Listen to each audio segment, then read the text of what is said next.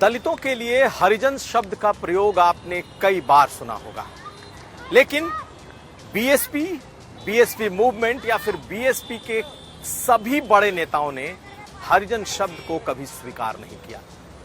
यहां तक कि बाबा साहब ने भी इस हरिजन शब्द पर बड़ी आपत्ति की थी। आखिर मायावती ने आज ऐसा क्या कहा है कि एक बार फिर से यह हरिजन शब्द चर्चा में आ गया है? हम आपको बताएंगे, क्योंकि हरियाणा के एक चुनाव में इंडियन नेशनल लोक दल के एक बड़े नेता ने जब मंच से दलितों के लिए हरिजन शब्द इस्तेमाल किया तो मायावती ने उसी मंच से उन्हें वो सीख दे दी और अपना उदाहरण दिया। क्या है ये पूरा मामला और कैसे मायावती ने इसे समझाया है, हम आपको ये दिखाएंगे। ये भी जानिए कि हरियाणा में आखिर आकाश आनंद एक बार फिर फायर ब्रांड कैसे हो रहे हैं और बीजेपी पर उन्होंने क्या कहा है, कैसे नीला समंदर बीजेपी को डुबाएगा, हम आपको ये भी दिखाएंगे। और आखिर में आपको ये बताएंगे कि कहां फिलिस्तीन और हिजबुल्लाह को लेकर हो रहे प्रदर्शनों के बाद अब सरकार ने अपना रुख सख्त कर लिया है। ये खबरें आज का यूपी में। नमस्कार, मैं हूं कुमार अभिषेक, आप देख रहे हैं यूपी तक। हम हाजिर हैं अपने न्यूज शो आज का यूपी लेकर। दलितों के लिए कभी महात्मा गांधी ने हरिजन शब्द का इस्तेमाल किया था, लेकिन आजादी के बाद इस शब्द पर बहुत बवाल हुआ और अब तो हरिजन शब्द का प्रयोग लगभग वर्जित हो गया। अब उसके लिए जो शब्द प्रयोग होता है वो या तो दलित है या फिर अनुसूचित जाति। यही दो शब्द हैं जिनसे इन बिरादरियों को संबोधित किया जाता है। लेकिन आज हम ऐसा क्यों कह रहे हैं, आखिर क्यों हमें यह कहना पड़ रहा है? तो इसके पीछे की एक वजह है। दरअसल मायावती इन दिनों हरियाणा में अपनी चुनावी सभाओं में व्यस्त है। वहां पर इंडियन नेशनल लोक दल यानी ओम प्रकाश चौटाला की पार्टी और बसपा का गठबंधन है। मायावती और आकाश आनंद लगातार हरियाणा में इस चुनाव की कमान संभाले हुए हैं। कितनी सीटों पर जीतते हैं, कितना किसको नुकसान पहुंचाती है ये पार्टियां, ये तो कहना अभी मुश्किल है। लेकिन मायावती के स्पीच ने एक नई बहस को जन्म दे दिया है।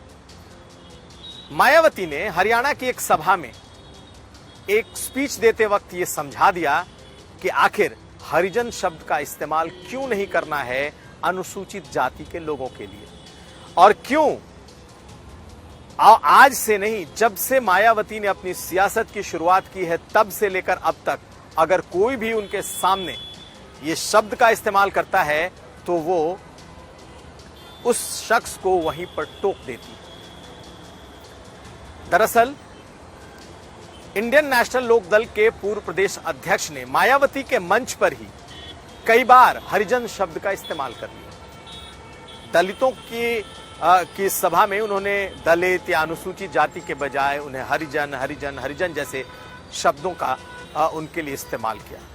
सभी लोग सुन रहे थे, लेकिन जब बारी मायावती की आई तो उन्होंने इसे कैसे समझाया, आप इस वीडियो में देखेंगे। मायावती ने जिक्र किया 70 के दशक का, जब वो दिल्ली यूनिवर्सिटी में पढ़ाई कर रही थी और तब उन्हें एक बड़े राजनीतिक मंच पर बुलाया गया था। तब वो एक उभरती हुई नेता थी, एक स्टूडेंट के तौर पर थी और उन्होंने भाषण दिया था और तब भी किसी ने इस हरिजन शब्द का जिक्र किया था।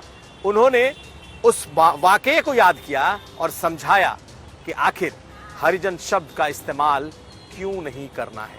सुनिए मायावती का ये स्पीच जो उन्होंने इस वक्त हरियाणा के चुनाव में दिया है कि आखिर हरिजन शब्द से इतनी एलर्जी क्यों है। सुनिए मायावती को। बाबा साहब के बारे में इनको जानकारी है, लेकिन ये भी जानकारी लेनी चाहिए कि SC ST के लिए क्या लफ्ज इस्तेमाल किया गया है।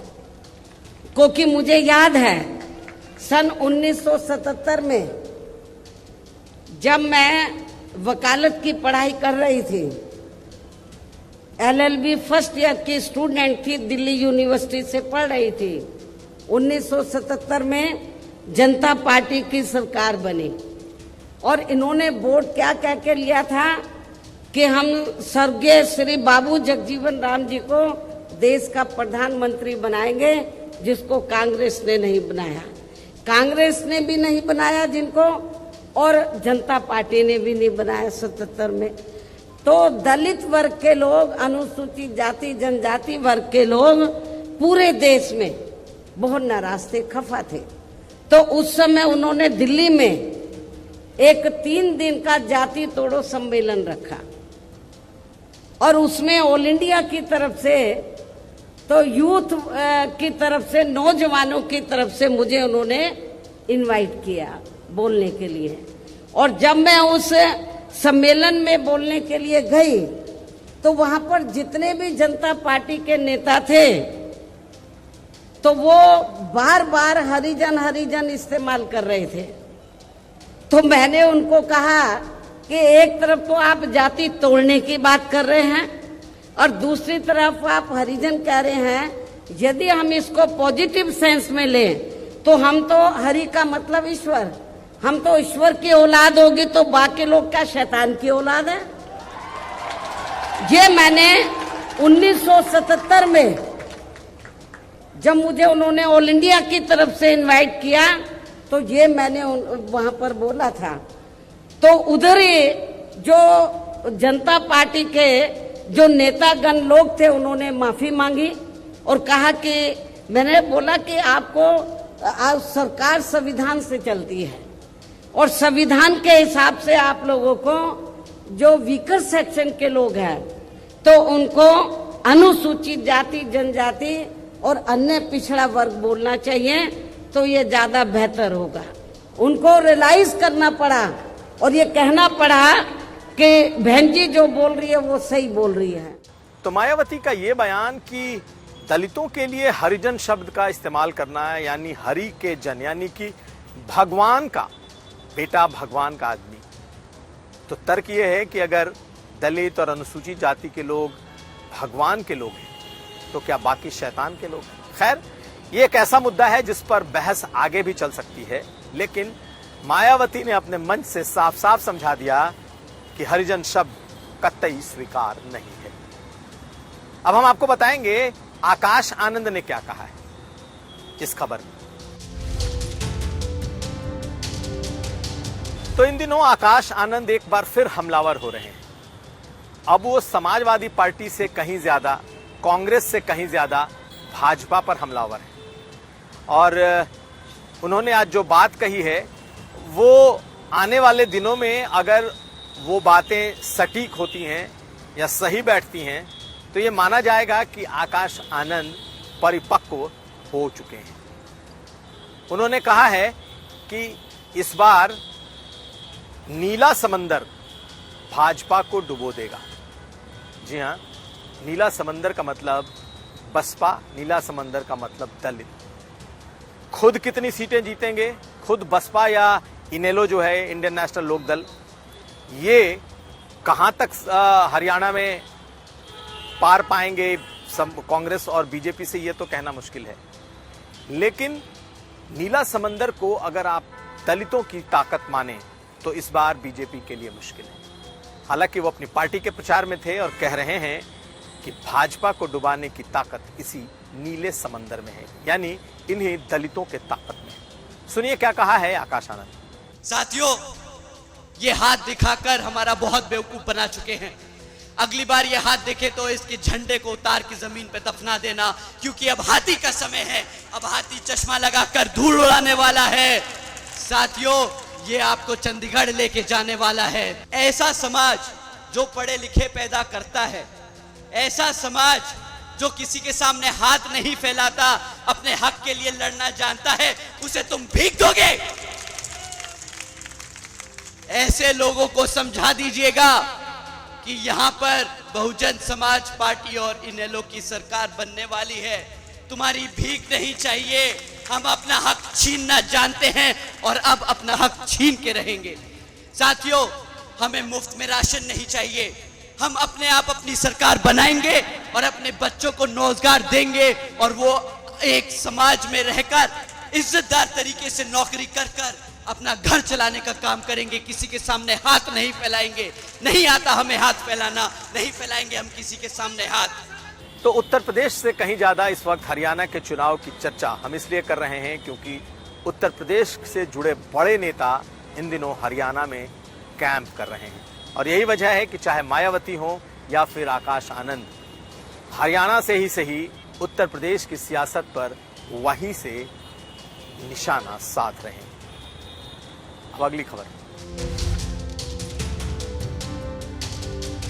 हिजबुल्लाह के चीफ हसन नसरुल्लाह के इजरायली हमले में मारे जाने के बाद से ही शियाओं में गुस्सा बरकरार है। और चाहे लखनऊ हो या उत्तर प्रदेश के वो शिया बहुल इलाके जहां उनकी तादाद है, वहां मजलिसों में, वहां पर उनके गढ़ में, उनके इलाकों में इन दिनों इजराइल का विरोध खूब देखा जा रहा है। वो चाहे उनके धर्मस्थल हो, उनकी सभाएं हो, उनकी मजलिसें हो, उनके प्रतिष्ठान हो, हर जगह हिजबुल्लाह के चीफ हसन नसरुल्लाह के मारे जाने पर गुस्सा, गम और साथ साथ विरोध दिख रहा है।